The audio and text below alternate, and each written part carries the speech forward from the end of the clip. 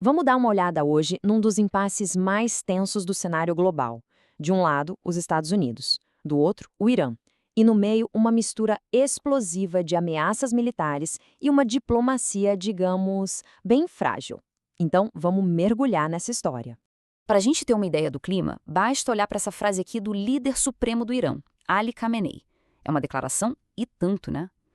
E o mais curioso é o timing. Ele disse isso enquanto os diplomatas iranianos estavam na mesa de negociação, ou seja, um recado bem direto de força, tanto para consumo interno quanto para o resto do mundo. E é isso que é tão complexo. Ao mesmo tempo em que essa retórica super dura acontecia, diplomatas estavam sim se encontrando em Genebra.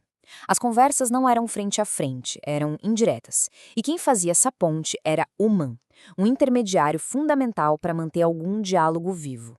Isso mostra que, por trás das ameaças, a porta da diplomacia não estava totalmente fechada. Tá, mas a grande pergunta é: como é que a situação chegou a esse ponto? Nesse fio da navalha mesmo, entre uma negociação e um conflito aberto. Para entender o que está acontecendo agora, a gente precisa voltar um pouquinho no tempo, para um evento que, sinceramente, mudou as regras do jogo. Vamos voltar uns 8 meses, lá para junho de 2025. Foi nesse momento que as conversas pararam e a força militar entrou em cena. O nome da operação já diz tudo: Operação Martelo da Meia-Noite. Foi um ponto de virada, sem dúvida, que alterou todo o curso desse impasse. E a escalada foi impressionante de tão rápida. Pensa só, em fevereiro, um ultimato de 2 semanas. Em junho, a coisa sobe de tom para uma exigência de rendição incondicional. E apenas 5 dias depois disso, vêm os ataques. Praticamente não sobrou espaço nem tempo para a diplomacia tentar alguma coisa. Agora, o que chama a atenção aqui são os detalhes desse ataque. Não foi uma operação pequena de jeito nenhum. A gente está falando de bombardeiros B-2, que são furtivos, submarinos, e algumas das armas mais potentes que existem, tipo as bombas Bunker Buster, que pesam, sei lá, 14 toneladas e foram feitas exatamente para destruir alvos super protegidos e subterrâneos, como a instalação de Fordo.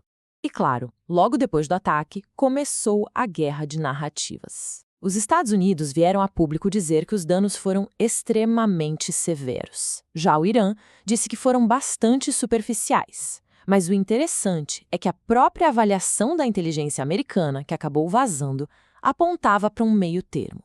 O programa nuclear do Irã sofreu um atraso sim, mas não foi destruído. E logo depois dos ataques, a mensagem oficial da Casa Branca foi essa: sucesso total na operação e, em seguida, um chamado à paz. É um contraste interessante, né? Uma ação militar pesadíssima e, na sequência, um apelo por negociação. Isso deu o tom da estratégia americana naquele momento. Mas essa ação militar não surgiu do nada. Para a gente entender o quadro completo, é preciso olhar para um contexto muito maior. Décadas e décadas de uma enorme pressão econômica por meio de sanções. Essa é uma história antiga.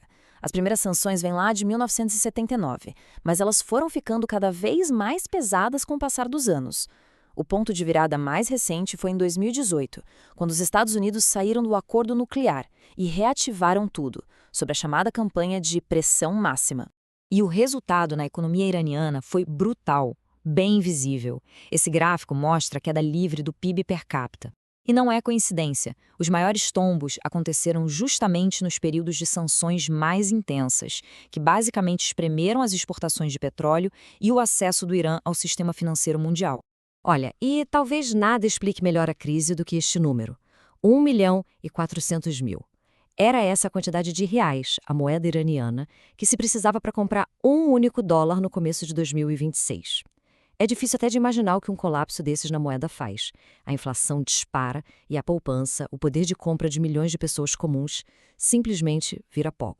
Então, o ponto fundamental aqui é que essa pressão toda teve um custo humano, um custo real na vida das pessoas. Professores, funcionários públicos viram o dinheiro não valer mais nada. A importação de remédios foi afetada. E, como quase sempre acontece, as sanções criaram um ambiente perfeito para a corrupção. Uma espécie de economia paralela que beneficiava só uma elite. Ok, com todo esse histórico em mente, vamos voltar para o presente, para as negociações em Genebra. Afinal, o que está travando um acordo? Quais são os pontos que ninguém abre mão? Aqui está o resumo do impasse. De um lado, os Estados Unidos querem um pacote completo, Um acordo que não só cuide da questão nuclear, mas que também limite os mísseis balísticos e a influência do Irã na região. Do outro, o Irã quer discutir apenas e tão somente o seu programa nuclear, e em troca disso, quer o fim de absolutamente todas as sanções. Um termo que sempre aparece nessas discussões é enriquecimento zero. Basicamente, a exigência de que o Irã pare de enriquecer urânio de forma total e permanente. Só que, para o Irã, isso é uma questão de soberania nacional. É um ponto que eles já disseram e repetiram que não abrem mão.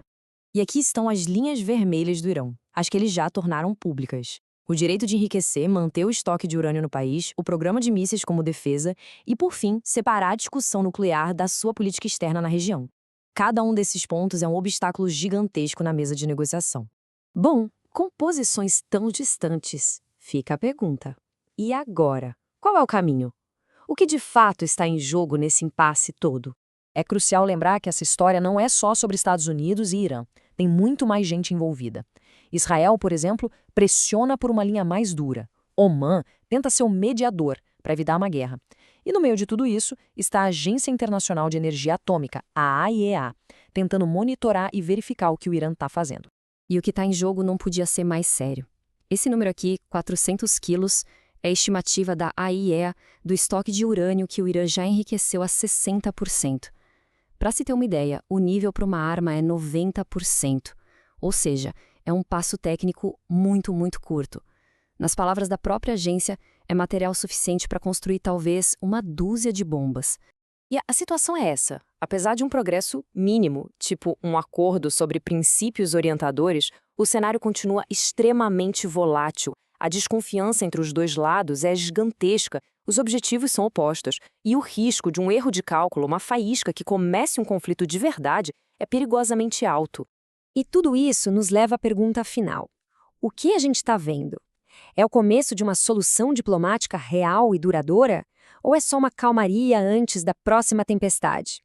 A verdade é que o equilíbrio é muito delicado e o futuro totalmente incerto.